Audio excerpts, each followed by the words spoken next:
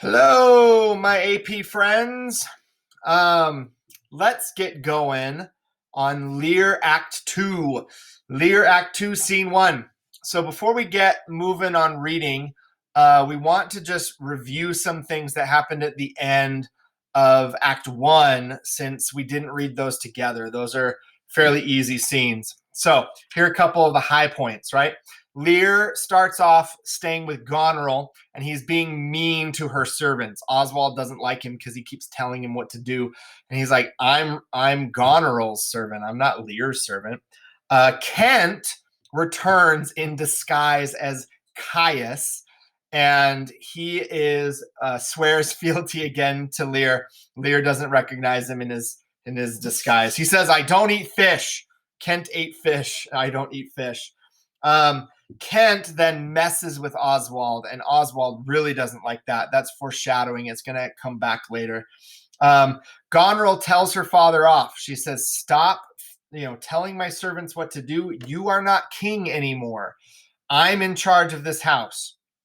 She gets rid of some of his knights, and then he curses her. Like, that's some really important lines. And he says, "I hope that you have a daughter as terrible as you are." Anytime in literature when the character curses another character, it's important. He then says he's going to go stay with Regan, and he hopes that that daughter will be nicer to him. And Goneril sends a letter to Regan telling her not to let Lear in. So that was the end of Act 1. And we're going to go ahead and get started with some Act 2. Act 2, Scene 1. So we have Edmund, the bastard, and a Curon. They come in. A Curon's like a servant that can write, sort of thing. So here we go. "Save thee, Curon. And you, sir, I've been with your father and given him notice that the Duke of Cornwall and Regan, his Duchess, will be here with him this night." So Regan and the Duke of Cornwall are coming to Gloucester's castle. "How comes that?" "Nay, I know not. You have heard the news abroad? I mean the whispered ones, for they are yet but ear-kissing arguments." "Not I, pray you. What are they?" "Have you heard of no likely wars toward twixt the Dukes of Cornwall and Albany?" So right now, we've gone one act with these two guys in charge, and they're already rumors that they're going to go to war, because you can't have two kings. You can't have two presidents. You can't have two leaders. You just need one. "Not a word. May do, then in time. Farewell, you, sir." He exits. So Edmund now talks by himself. "The Duke be here tonight? The better, best.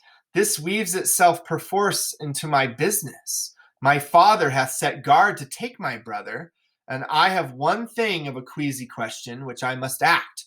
Briefness and fortune work. Brother, a word! Descend, brother, I say." So he knows where Edgar has been hiding, and he says, "This could act in my advantage. My father watches." So Edgar comes in. "My father watches. Oh, sir, fly this place. Intelligence is given where you are hid. You have now the good advantage of the night. Have you not spoke against the Duke of Cornwall? He is coming hither now, in the night, in the haste, and Regan with him. Have you nothing said upon his party against the Duke of Albany? Advise yourself." I forgot that we're highlighting stuff, so we need to go back and highlight some stuff in green. So we're going to highlight this in green. And then we are also going to highlight this in green. So he's making it sound like Edgar had said something now against the Duke of Cornwall, and they're fighting with each other, so they're upset, so they're going to come and take out Edgar. "I am sure on it, not a word.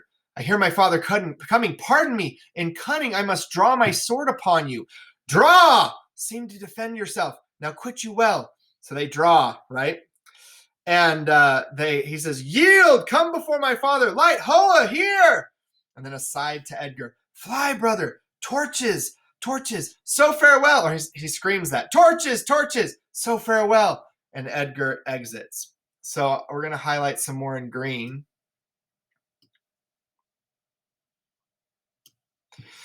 And so Edgar leaves. He's making it sound like Edgar drew his sword on him and he's trying to hurt him. Some blood drawn on me would beget opinion of my more fierce endeavor. I have seen drunkards do more than this in sport. So he's going to draw blood on himself to make it look like he's loyal and that Edgar is not. So he cuts his own arm. Father, father, stop, stop, no help. Enter Gloucester and servants. Now, Edmund, where's the villain? Here stood he in the dark, his sharp sword out, mumbling of wicked charms, conjuring the moon to stand auspicious mistress. But where is he? Look, sir, I bleed. I love how Gloucester doesn't even notice that his son is wounded. Look, sir, I bleed. Where's the villain, Edmund? Fled this way, sir, when by no means he could. Pursue him, ho, go after. So some of the servants exit. By me, no means what? Persuade me to the murder of your lordship, but that I told him the revenging gods against parasites did all the thunder bend, spoke with how manifold and strong a bond the child was bound to the father. Sir, in fine, seeing how loathly opposite I stood to his unnatural position, in fell motion with his prepared sword, he charges home my unprovided body, lanced my arm, and when he saw my best alarmed spirits, bold in the quarrel's right roused to the encounter, or whether gasted by the noise I made, full suddenly he fled. This is not what happened. He's making up a story. He says, he said that he wanted to kill my father again, so I tried to stop him, and he hit me in the arm. Gloucester, let him fly far. Not in this land shall he remain uncaught and found dispatch. The noble Duke, my master, my worthy arch and patron, comes tonight. By his authority I will proclaim it, that he which finds him shall deserve our thanks, bringing the murderous coward to the stake, he that conceals him, death. So we're going to highlight all of this in green as well. So he's putting out a bounty on his son's head. If people find him, we'll reward them. If they hide him, we're going to kill him. When I dissuaded him from his intent, I found him pight to do it. With cursed speech, I threatened to discover him. He replied, thou unpossessing bastard, dost thou think I would stand against thee? Would the reposal of any trust, virtue, or worth in thee make thy words faithed? No, what I should deny, as this I would, thou didst produce. So we're going to highlight what Edgar supposedly said, which is not true. He didn't say this stuff. It's all made up. So Edmund, the bastard, is making up a whole bunch of stuff, right, to make Edgar seem like he's bad.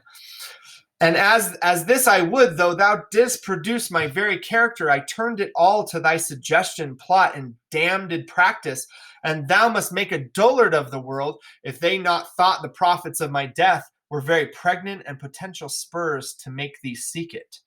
O strange and fashioned villain, would he deny his letter? Remember that letter? Said he, I never got him.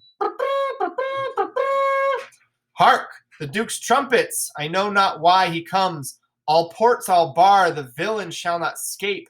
The Duke must grant me that. Beside his picture I will send far and near, that all the kingdom may do note of him.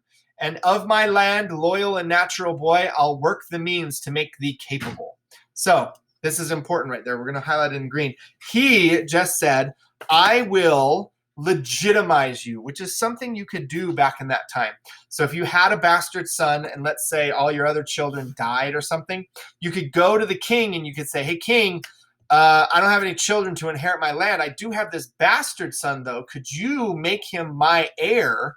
And then I'll have an heir and it'll be good. So that's what he's going to start working on doing. Okay. So Cornwall, Regan, attendants, all come in. And this is interesting. How now, my noble friend, since I came hither, which I can call but now, I have heard strange news.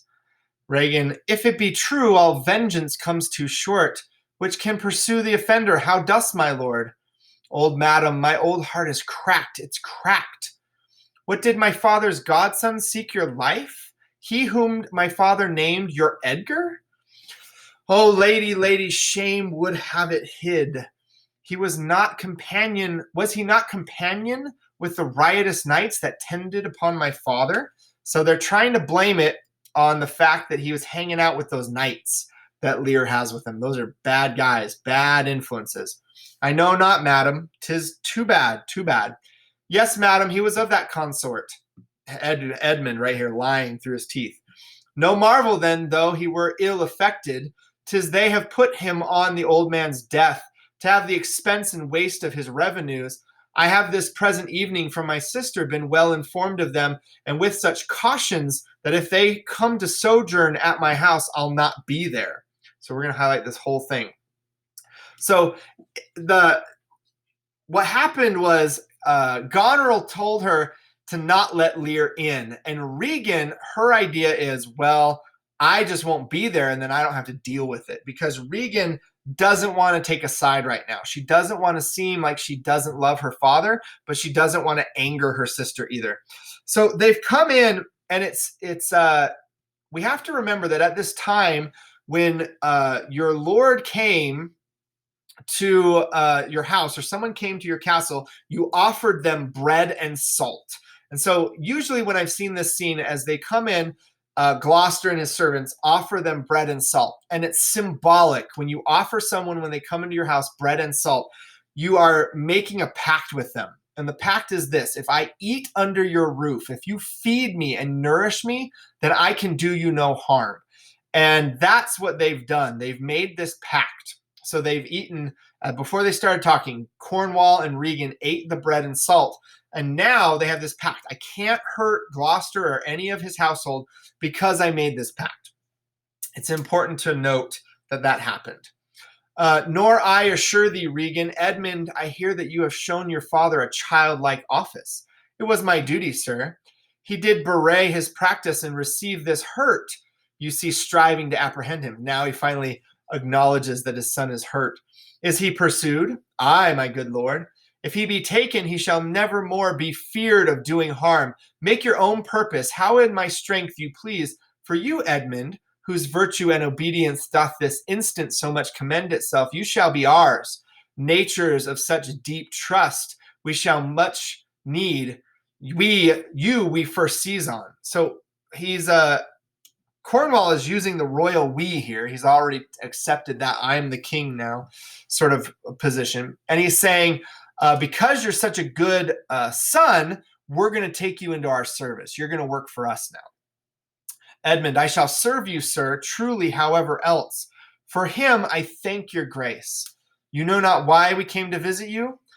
Thus, out of season, treading dark-eyed night, occasions, noble Gloucester, of some poise wherein we must have use of your advice. Our father he hath writ, so hath our sister, of differences which I best thought it fit to answer from our home. The several messengers from hence attend dispatch. Our good old friend lay comfort to your bosom and bestow your needful counsel to our business, which craves the instant use. So we are going to highlight this. This is why they're here. And Gloucester says, I serve you, madam. Your graces are right welcome. And he bows. He has no other choice, though. This is his king and one of his kings. And when the king comes to your castle, you have to let him in. There's no choice. And so he says, all right, I got to do it. Okay, so that's scene one. Make sure that you've annotated. I'm highlighting things, but you should also be, writing down the little anecdotes, the extra information in the margins, but I'm just doing the highlighting. So we'll see you in scene two.